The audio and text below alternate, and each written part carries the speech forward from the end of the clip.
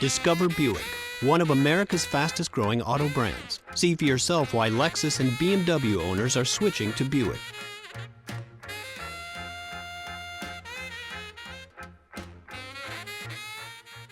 Today, talk about the reasoning behind that. We just went 4 straight weeks, and we have 3 games in the next however many days. So I guess about 18 days, 17 days. So just want to get them healed up. Clearly, we're a little bit banged up on defense, so wanted to get them healed up and get off to a fresh start tomorrow. I know you're about putting this behind you, looking forward. Has that been tougher this weekend, or no? They're moving on okay? No, I think we'll move on. Once we get through today, we move on. We're watching the tape right now, and once we can get through today, we have to move on. I mean, the team we're facing this week is the best team we've seen all year. It's going to be quite a challenge for us. They're 5-1. We're playing up at their place, so it's something we got to get ready for. Coach, obviously we're not on the sidelines and we're not in the trenches, but just talk about how emotional games can be, especially after losing the you guys lost. Yeah, I mean, that's about as emotional as it gets. I mean, there was a lot of things that we did Saturday that people don't do in Blacksburg. And you're down 21-7, and ultimately you give yourselves a chance to win. Put 500 yards of offense on the board, 35 points, no turnovers. Those are all things that are positive signs for our football program, and clearly things that if you can do in Blacksburg, you should have an opportunity to win. And so that's why it was gut-wrenching, and clearly I felt for the players because I had just left a locker room that clearly guys were shattered, and felt disappointed for those guys. Now, kind of off topic, but do you force me, when you look around, not just the state of Florida, but kind of all of football now, everybody's on TV just about every week. Are we officially in kind of an age of parity where there's not going to be that traditional hours? These guys are going to be in it every year anymore? In terms of college football? Yeah. I think there's an upper class which changes, year in to year out, and then I think from 18 to 75, it could be anybody. 18 to 65, 70, somewhere in that range. Those guys can go up and down depending on health, depth, quarterback play, schedule. So there's a lot of variables that come into play, and but I think you're exactly right. What is it about North Carolina that has you saying they're the best team you've They're the best team. They're the best team that we've seen so far this year. There's no question about it. I watched all 3 phases. I don't think there's any question about it. Their quarterback's playing really well right now. They have the most talented offensive line. They're running the ball really well on offense, on defense, doing an excellent job, really physical up front. And I know in their minds they believe they should be 6-0.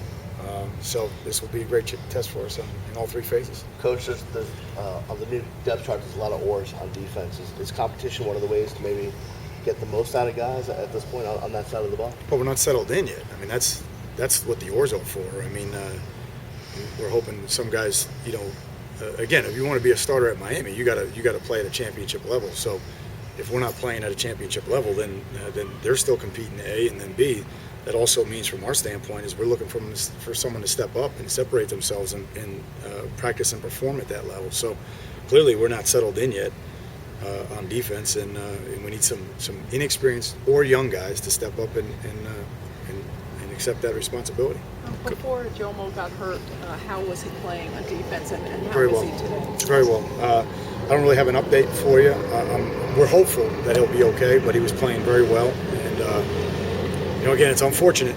It's just, the hand we're dealt right now, we'll work through it. And I think our guys, we're not making any excuses. Hopefully we'll get some other guys healthy. Hopefully we'll get him healthy. We'll get Grimmel back. And we'll see where it goes from there. Coach, for anybody questioning heart or character from your postgame, I mean, there's no question your heart's in it. Have you got any calls from anybody that surprised you, about just keeping with you guys? You know what I mean? Like, no, I think support. Look, this has been all transition years are difficult, and we knew there was going to be challenges in this year to begin with, and then we compounded that with the other thing, and I'm not going to go into all that. And again, that's probably why we're so emotional, because the kids have been doing everything we ask them to do every day. They're working their tails off. They're playing so hard for us right now. We're just not where we need to be. And You know, if you just look at the season, again, have a chance to win in a 2-minute drive at Maryland, despite incredible odds, down at the 1-yard line against Kansas State. And then this game, 500 yards of offense, no turnovers, and 35 points, and come up short. That's gut wrenching. That hurts. You guys believe, and I'm sure your team believes, those are games you guys should win. Well, we're getting there. Again, you got to deserve victory to win, and there's still too many plays. You know, we had 85 yards in penalties in Blacksburg. That's embarrassing for me as the head coach. We shouldn't have that. And a lot of those penalties are things that we can control. So there's little things like that. We're still not all on the same page. We give up, we score to go up. We kick it out of bounds. They get the ball in the 40. The next play, they score. So in 6 seconds, they countered. Well, again, they're probably looking at it like, hey, we made a big play. We're looking at it like we gave you a chance to do that. You didn't even earn that. We kick it out of bounds with a penalty, and then they throw a post pattern into post coverage, and our safety's not where he needs to be. And that's disappointing. We got to get smarter as a team. Coach, how do you channel the emotion for your advantage now moving forward? Well, there's no in college football, man. You got to shake it off. So again, we're back to work. Again, we're trying to instill a process here, inculcate them with the process, so that regardless of where we play, we invest, we sell out, we finish, we compete, okay, and then we reinvest. And again, I know we were all disappointed.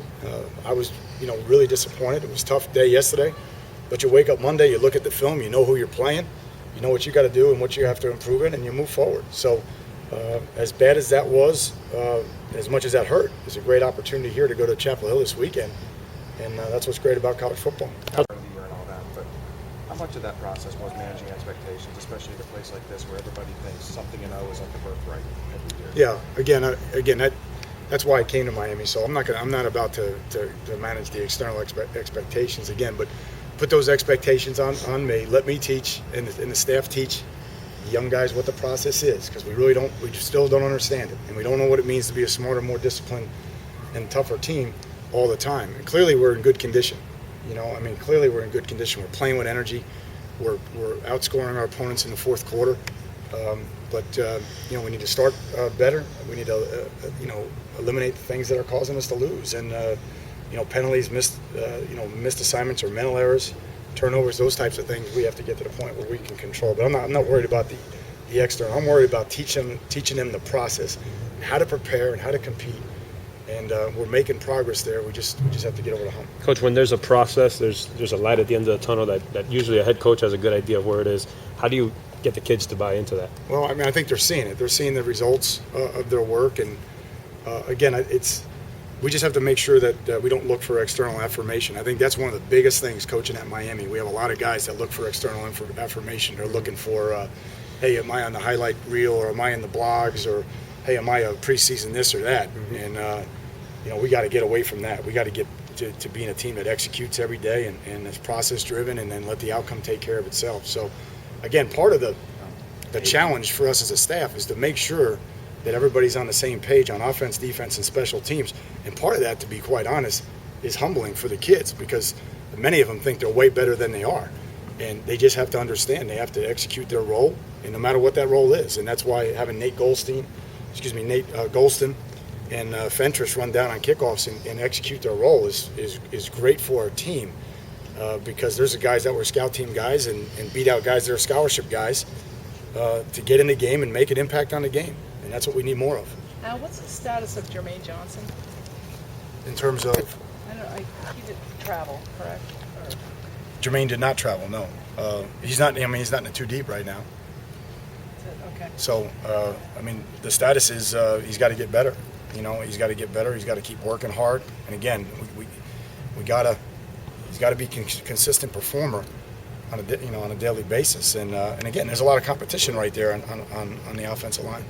I know you said earlier, or yesterday rather, that you would prefer not to go that route, but could a kid like Jermaine, if you got into even more dire straits on the D line, be a body at least there? Absolutely. He's actually a guy that we have looked at just in individual drills and those types of things. So he would probably be the next man in if we lost somebody else. Now we'd rather invest in a Corey King, someone who plays that position, and again, I gave the okay on Saturday for him to go in. It just never came to that point. How is Corey doing? Can you talk a little more about Corey? Well, he missed training camp, and try to learn during the season is very difficult, but he's been in the meetings the last 3 weeks. We always try to think a step ahead. What if we lose somebody? So we had been prepping him in the meetings the last couple of weeks, and we traveled him last week in case that did happen. So I'm excited about him, but he missed a lot of work, and he's just got to try to learn on the run now. Last question, please. And no one wants All right, it. guys, thanks. Thanks, Coach. Thank you, Coach.